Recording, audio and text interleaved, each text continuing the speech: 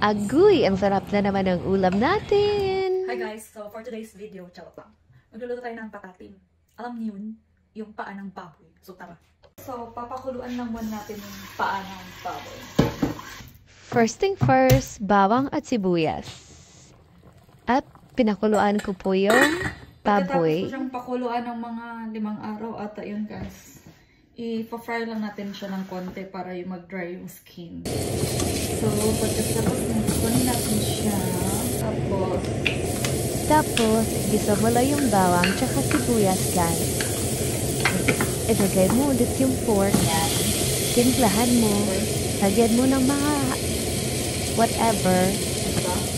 Ay, ricados. Tapos, fry. Tapos, pakuluan mo lang siya dyan ng mga 5 araw na ulit. Tapos na-realize ko ba, kaya pala masarap yung mga pagkain natin, no? Kasi ang tagal at ang dami ng proseso. Sabi naman kung brown sugar dito. Yun. Tapos ang daming ricados. Yan lang. So, hindi ka siya. mga 5 araw ulit ko siyang pinakuluan, guys, bago naluto. Wala, may pakanta-kanta pa siya, oh. Di ba? So, akala ko nakastop na yung camera, guys. Papala siya na off.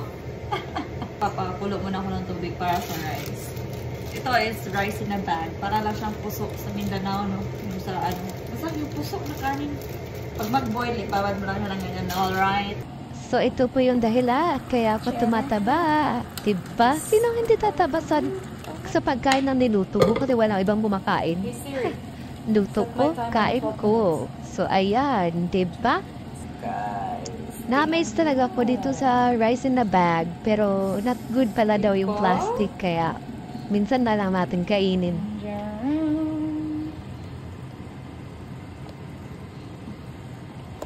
Masyadong madilim.